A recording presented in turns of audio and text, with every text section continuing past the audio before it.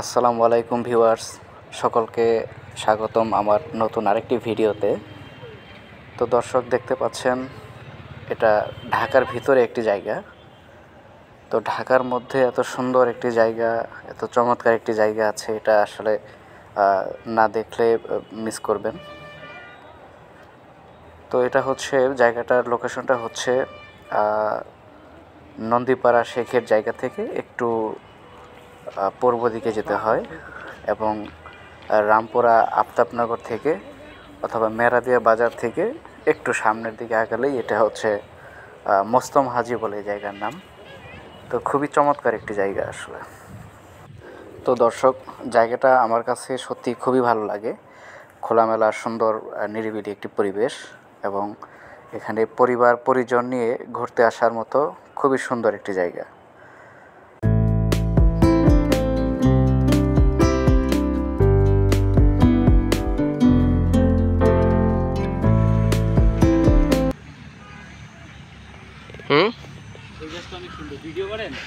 Video করছি আব্দুল্লাহ রহিম ভাই, আপনি কিছু বলেন এই জায়গা নিয়ে আসলে কেমন লাগছে, আপনার অনুভূতি কি?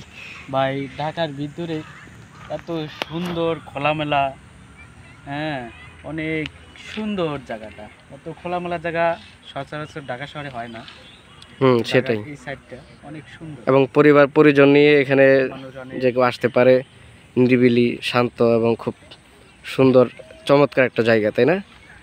তবে এই যে প্লট করে রাখা হয়েছে এগুলা হয়তো আর 2-4-5 বছর পরে এগুলো এরকম হয়তো আর থাকবে না, নাকি আপনার কি মনে হয়? না, অবশ্যই এগুলো হচ্ছে যে হাউজিং সিস্টেম করা হয়ে গেছে। তাদের যে পরিকল্পনা, অবশ্যই এগুলো হাউজিং সিস্টেমে ফ্ল্যাট হয়ে যাবে আস্তে আস্তে। তো চলুন দর্শক, আমরা আস্তে আস্তে সামনে আরও দেখি। ওই যে সামনে দেখতে পাচ্ছেন ওটা হচ্ছে আমিন মোহাম্মদ গ্রুপের, তারা এই জায়গাটা নিয়ে নিছে। আরও বিভিন্ন কোম্পানি, বিভিন্ন যারা রিয়েল এস্টেটের বড় বড় মালিক, তারা এই জায়গাগুলো আসলে নিয়ে নিছে অলরেডি।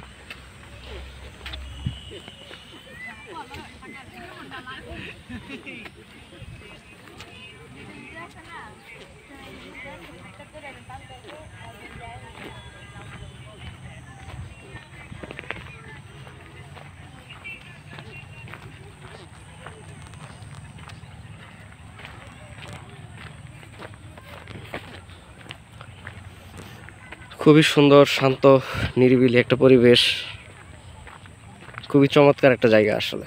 দারুণ দারুণ লাগছে।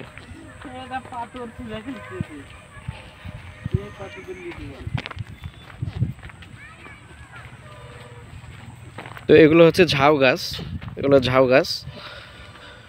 এখন অবশ্য ঝাউ গাছ, তবে অনেক কাশফুলের গাছ আছে ভিতর দিয়ে। হ্যাঁ হ্যাঁ, আর এই গাছ এগুলা হচ্ছে সম্ভবত পাতাবাহারের গাছ, এগুলা পাতাবাহার জাতীয় গাছ। আর মাঝখান দিয়ে এগুলো সব হচ্ছে কাশফুল। মনে হয় কাশফুলের সিজনে আসলে হয়তো আরও ভালো লাগবে দেখতে। পুরোটাই খোলামেলা জায়গা।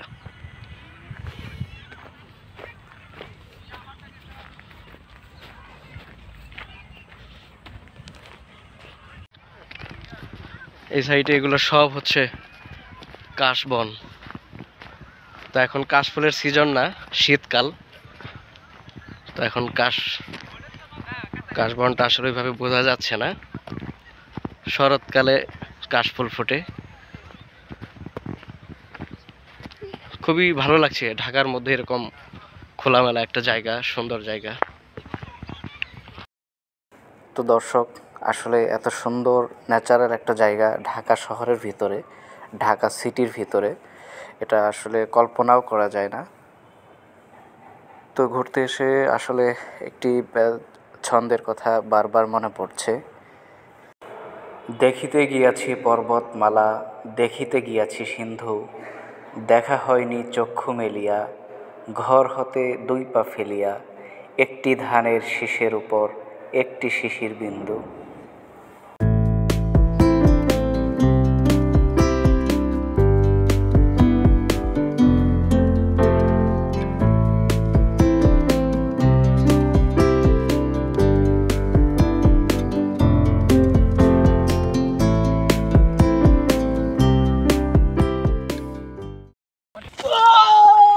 আরে দোস্ত কেমন লাগছে আসলে তোমার জায়গাটা, তুমি সিরিয়াসলি বলো ভাই।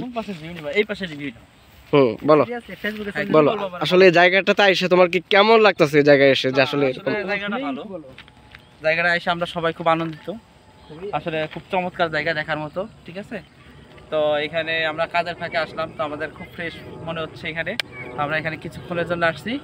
ঠিক আছে, এই পর্যন্তই। ওকে, তো এখানে পরিবার পরিজন নিয়ে ঘুরতে আসার মতো সুন্দর একটা জায়গা নাকি?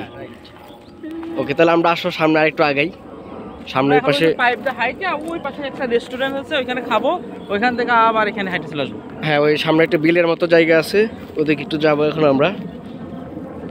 তো যে হাঁটছি আসলে এরকম মনোরম পরিবেশ, বিশেষ করে ঢাকা শহরের ভিতরে এরকম একটা যান্ত্রিক শহরে এরকম পরিবেশ, এটা খুবই চমৎকার একটা জায়গা আসলে।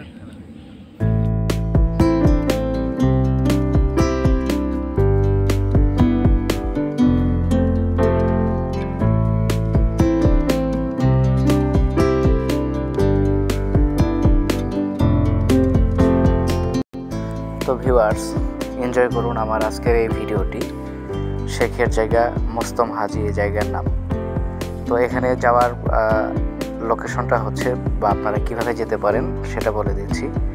এটা হচ্ছে রামপুরা ব্রিজ থেকে আরেকটু সামনের দিকে এগোলে হচ্ছে আফতাবনগর, এবং আফতাবনগর মেরাদিয়া বাজার পার হয়ে আরেকটু সামনে অগ্রসর হলে আপনারা এই জায়গাটা পেয়ে যাবেন। অথবা আপনারা যদি বাসাবো হয়ে যেতে চান তাহলে নন্দীপাড়া শেখের জায়গা পার হয়ে আরেকটু সামনে এগোলেই এটা হচ্ছে মোস্তম হাজি এই জায়গার নাম। তো ভিউয়ার্স, আজকের এই ভিডিওটি যদি আপনাদের কাছে ভালো লেগে থাকে তাহলে ভিডিওটিতে অবশ্যই একটি লাইক দিবেন, এবং আপনি যদি আমার এই চ্যানেলে নতুন বন্ধু হয়ে থাকেন তাহলে অবশ্যই আমার চ্যানেলটিকে সাবস্ক্রাইব করে রাখবেন, আর ভিডিওটি অবশ্যই শেয়ার করে বাকি অন্যদেরকেও দেখার সুযোগ করে দেবেন। তো দিন শেষে আমরা একটু হালকা নাস্তা করলাম, ফুচকা চটপটি খেলাম।